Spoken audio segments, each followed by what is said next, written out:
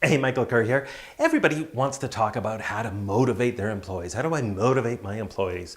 How do I motivate my employees to care about their jobs more? How do I motivate my employees to work harder? All that good stuff, right? You know, we need to spend a lot more time not talking about how to motivate our employees.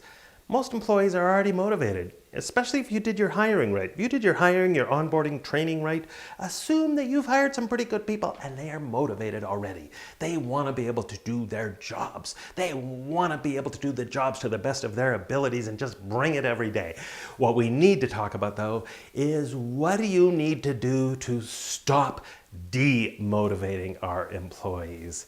What do you need to do to stop demotivating your employees? That is a far more important conversation to have because we know from so much of the research that has a way bigger impact on employees' happiness levels, on their stress levels, on their engagement in our jobs. It has a huge impact on employee retention rates. It's not so much what we're doing to motivate our employees. It's very often what we are doing, sometimes inadvertently, that is sucking the life out of them, that is disengaging our employees, that is putting obstacles in the way of their jobs that are making them miserable. And there's a huge list of what these jobstacles, which are obstacles that get in the way of people doing their jobs, jobstacles, there's a huge list of jobstacles that could be getting in the way of employees' success and effectiveness and engagement and happiness. It could be too many rules. It could be too much politics at work, too much gossiping going on. It could be micromanaging managers that need to know what's going on every second of every day and watch everything their employees are doing like a hawk because there is no trust in the workplace. It could be ridiculous policy requirements or too much paperwork and red tape and bureaucracy. There are so many things that are potentially getting in the way of our employees doing their jobs as effectively as they could be doing. So here are some tips to think about. Here are some ideas to help you get rid of some of those jobstacles and to have that conversation around what might be demotivating your employees. Number one, just start with awareness. Start by having the conversation about, hey, what might be demotivating our employees?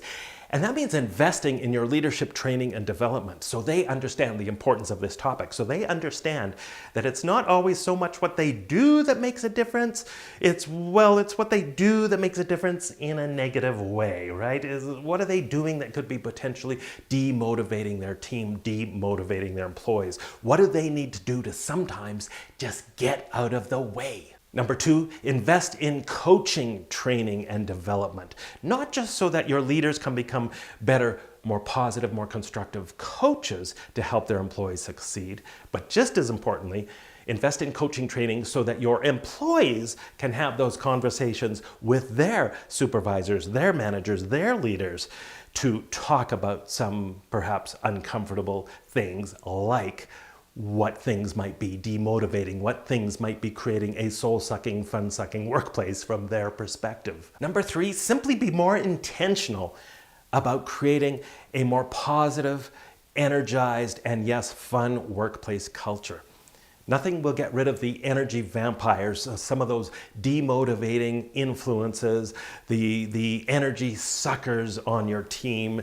Nothing can get rid of those more effectively sometimes than just focusing on the positive and relentlessly creating a more positive, more energizing workplace culture. Number four, consider creating a no sacred cows committee or squad or team to look at some things strategically that might be getting in the way of employee success, to look at opportunities to streamline your bureaucracy or look at outdated policies that may be sucking the fun out of everybody on your team. Number five, convene a official things we need to stop doing right now meeting to have an open and honest and frank conversation about things that everybody on your team needs to stop doing because they are demotivating employees on your team. And number six, invest in one-on-one conversations with your employees, with your teammates, and ask them this very simple question on a regular basis.